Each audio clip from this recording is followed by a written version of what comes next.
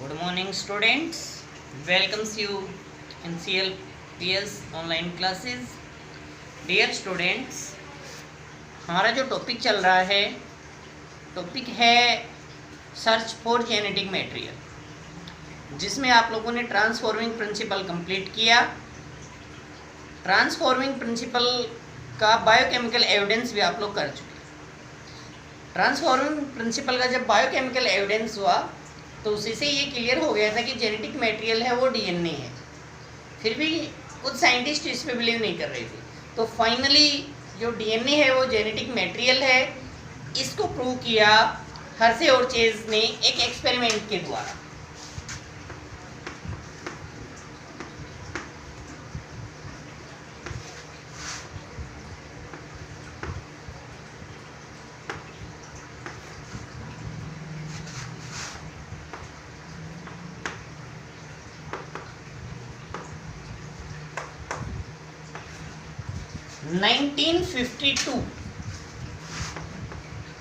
में उन्होंने प्रूव किया कि डीएनए है वो जेनेटिक मटेरियल है।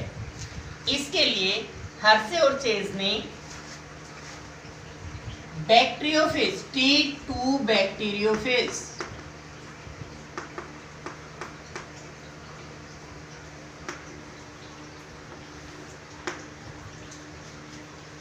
और इकोलाई बैक्टीरियल बैक्टीरियोफेजेस, आप लोगों को पता है bacteriophages are the virus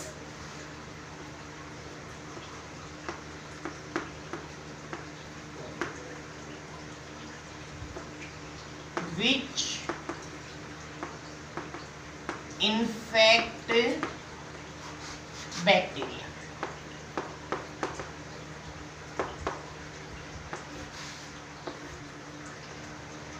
bacteria के अंदर जो इन्फेक्शन कर रहे हैं उन वायरसेस को बैक्टीरियोफेज कहा गया। अब बैक्टीरियोफेजेस को हर्शे और चेज ने ग्रो करवाया। रेडियो एक्टिव सल्फर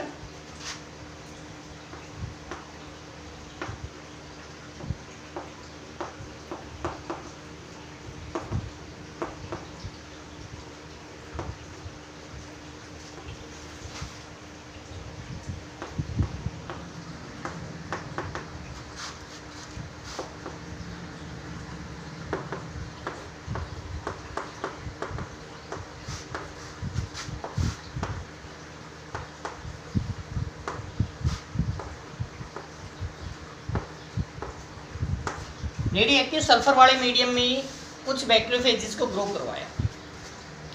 इससे क्या हुआ कि बैक्टीरियोफेजेस के अंदर दैट इज वायरस के अंदर जितने भी सल्फर कंटेनिंग कंपाउंड्स थे उन सभी में जो सल्फर है वो कैसी हो गई, रेडियो एक्टिव सल्फर आ गई। आपको याद रखना है सल्फर है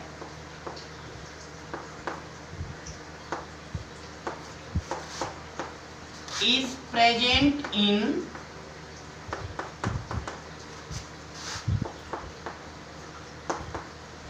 protein coat of bacteriophage।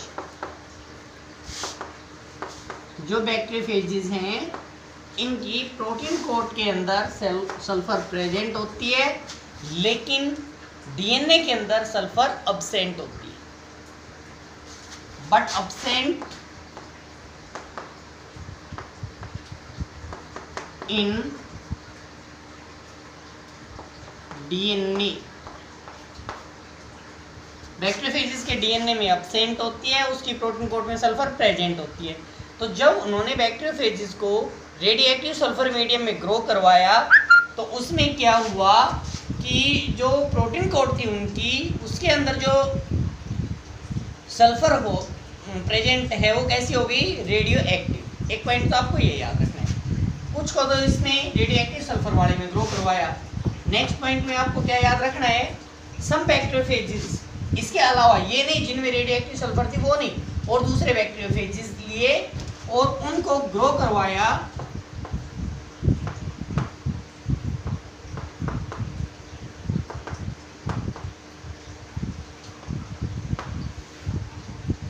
grow in radio active phosphorus medium.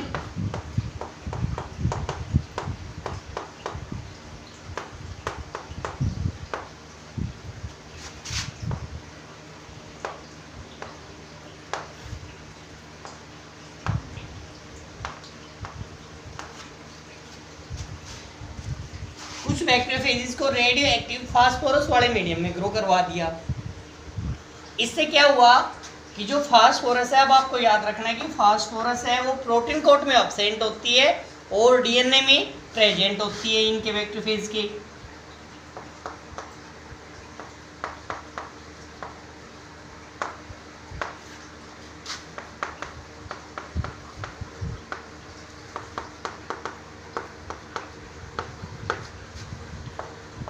But absent in protein coat.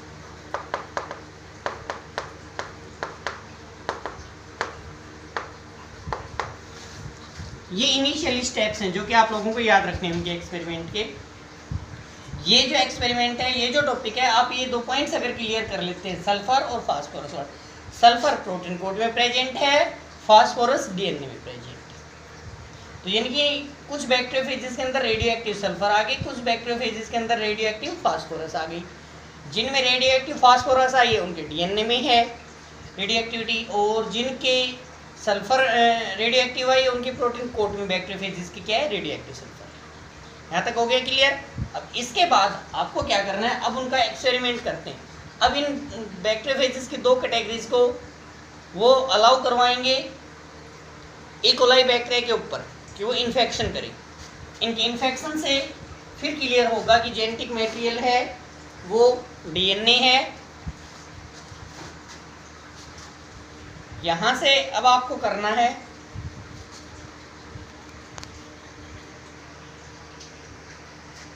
यहाँ आपको क्या करना है, ये याद रखना है कि ये हो गया हमारा ई कोलाई बैक्टीरिया।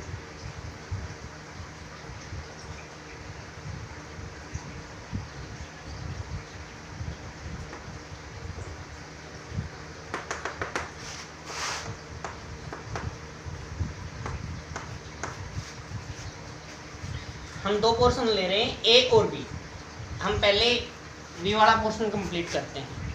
ई कोलाई बैक्टीरिया लिए और इनके ऊपर अटैक करवाया बैक्टीरियोफेजेस का।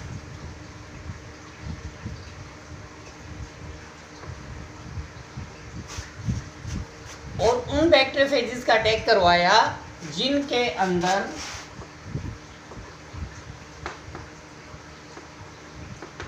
रेडियो एक्टिव सल्फर थी। Infection proceeds. बैक्टीरियोफेजेस के अंदर जो इन्फेक्शन का तरीका है, वो इन्फेक्शन का तरीका ये है कि इनकी जो प्रोटीन कोट है वो आउटर साइड में रहती है और वो अपने जेनेटिक मटेरियल को इंट्रोड्यूस कर देती है।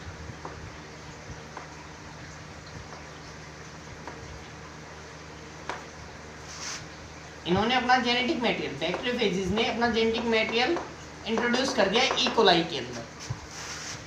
ये इनकी इन्फेक्शन का तरीका है। अब उन्होंने क्या किया कि ब्लेंडिंग टेक्निक के द्वारा जो प्रोटीन कोट रह गई, ये क्या रह गई, बैक्टीरियोफेजेस की प्रोटीन कोट, इसको रिमूव किया और यहां इसके अंदर, क्योंकि जो जेनेटिक मटेरियल है वायरस का, वो जेनेटिक मटेरियल बैक्टीरिया के जेनेटिक मटेरियल के साथ क्या हो जाता है, मिक्सअप हो जाता है और प्रोटीन कोट रिमूव की गई, जिनको सुपरिटेंडेंट कहा गया। अब यहां से इनमें रेडियो एक्टिविटी डिटेक्ट की गई ई कोलाई के अंदर। पहले infection proceeds radio active sulphur वाले बैक्टीरियोफेजेस से करवाया था। जब यहाँ पे ई कोलाई बैक्टीरिया के अंदर रेडियो एक्टिविटी डिटेक्ट की गई तो रेडियो एक्टिविटी डिटेक्ट नहीं हुई, नॉर्मल सल्फर आई, नहीं कि रेडियो एक्टिव सल्फर आई इनके अंदर। और जब सुपरिटेंडेंट जो प्रोटीन कोट रिमूव की हुई है बैक्टीरियोफेजेस की सरफेस से ई कोलाई बैक्टीरिया की, उसके अंदर रेडियो एक्टिव सल्फर डिटेक्ट हुई, ई कोलाई के अंदर रेडियो एक्टिविटी डिटेक्ट नहीं हुई, और नए जो बैक्टीरियोफेजेस बने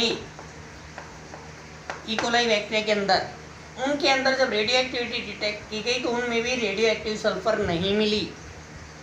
इससे क्लियर हो गया कि सल्फर है जो रेडियो एक्टिव नहीं आई है।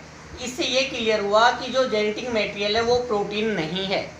अगर प्रोटीन यहाँ जेनेटिक मटेरियल होती तो जो ई कोलाई के अंदर रेडियो एक्टिव सल्फर डिटेक्ट होती। अब दूसरा प्रोसीजर, अब उन्होंने क्या किया, यही प्रोसीजर, सेम यही काम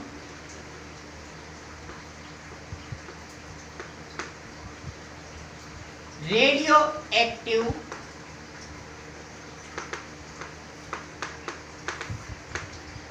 फास्फोरस से किया।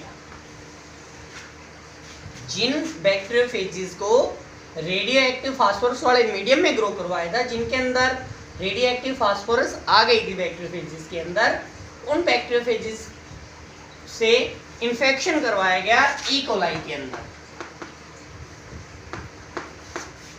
पैटर्न वही, लेकिन कि जो इन्फेक्शन का तरीका है वो सेम होता है।